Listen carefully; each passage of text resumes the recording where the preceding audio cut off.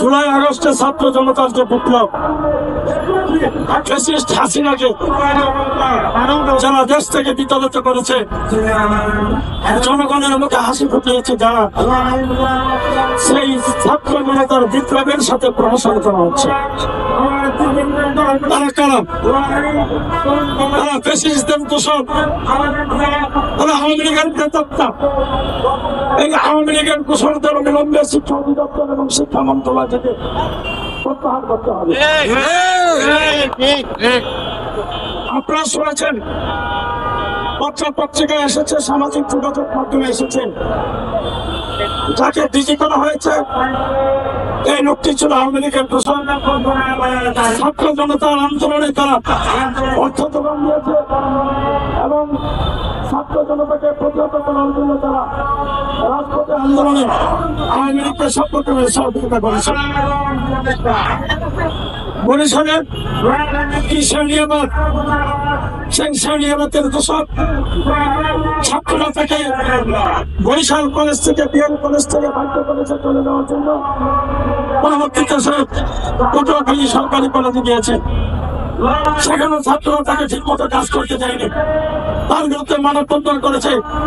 সেই লোকটিকে কোন ক্রাইটেরিয়ায় এই শিক্ষা অধিদপ্তরের ডিজি করা হয়েছে, এটার বিচার আমরা চাই। এই তাকে ডিজি করার কাগজে যে স্বাক্ষর করেছে, নোটশিটে যারা স্বাক্ষর করেছে, তারাই আওয়ামী লীগের দোষর, তারাই হাসিনার প্রেতাত্মা।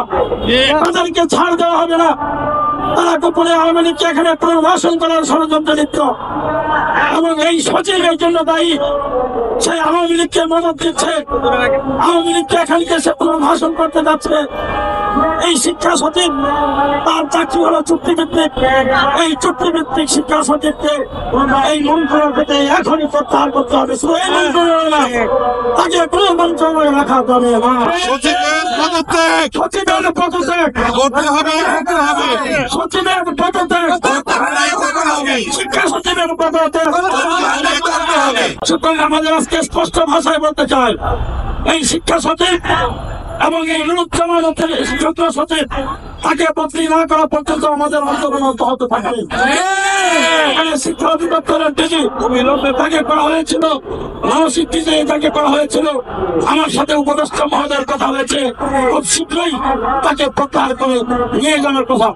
এই দুদিনের মধ্যে যদি নিয়ে যেত, তাহলে হয়তো আমাদের আজকে সমাবেশটি করতে হতো না। সারা দেশের শিক্ষকরা জানে, আমাদের সাথে তারা বলেছে যে তাদেরকে প্রত্যাহার করে নিয়ে নতুন ডিজি এখানে দেওয়া হবে।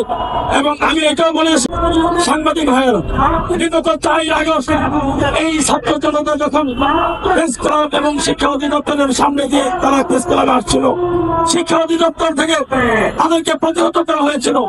এবং এই শিক্ষা অধিদপ্তরের সাইফুল আজম, এই শিক্ষা অধিদপ্তরের প্ল্যানিং এর এখনো ডাইরেক্টর, তারা এখানে অর্থ দিয়েছিল এবং ছাত্র জনতার উপর তারা আক্রমণ করেছিল।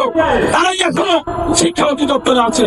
এই শিক্ষা অধিদপ্তরে যাদের তালিকা আমাদের কাছে আছে, এই তাদেরকে যদি প্রত্যাহার করে নিয়ে না যাওয়া হয়, যেই ঘটনা ঘটবে শিক্ষা অধিদপ্তরে, তার দায় দায়িত্ব এই অন্তর্বর্তীকালীন সরকারকে দিতে নিতে হবে। চিকিৎসার অভাবে ধুকে ধুকে মরছেন তারা, তাদের চিকিৎসার ব্যবস্থা করতে পারছেন না তারা অর্থের অভাবে, অথচ তারা অর্থের সুবিধাবোধ থেকে টাকা পাবে লক্ষ লক্ষ টাকা, কল্যাণ কাছ থেকে তারা লক্ষ লক্ষ টাকা পাবে, সেই টাকাগুলি দেওয়া হচ্ছে না।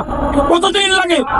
বিচারপতি শাহাবুদ্দিন সাহেব 90 দিনের ভিতরে নির্বাচন করেছিলেন, আর আপনারা 6 মাস হলো একটা কমিটি করতে পারেন না। অর্থ সুবিধা বোর্ডের যে যোগ্যতা আছে, আপনারা সরকারের উপদেষ্টা ইনি সাহেবকে বলবো, আপনার প্রতি দেশবাসীকে আশা করেছিল যে প্রত্যাশা আমাদের এখনো আছে, আমরা সেই প্রত্যাশা এখনো করি।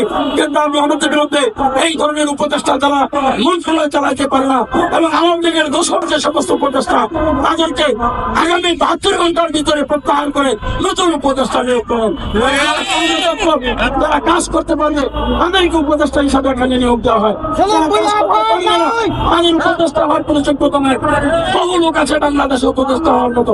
সুতরাং কেন ধরে ধরে না জড়াগ্রস্ত, ভীতিগ্রস্ত এই সমস্ত লোকগুলি উপদেষ্টা বানানো হয়? তারা সময় দিতে পারে না, তারা কাজ করতে পারে না শিক্ষকদের জন্য। আমাদের শিক্ষকদের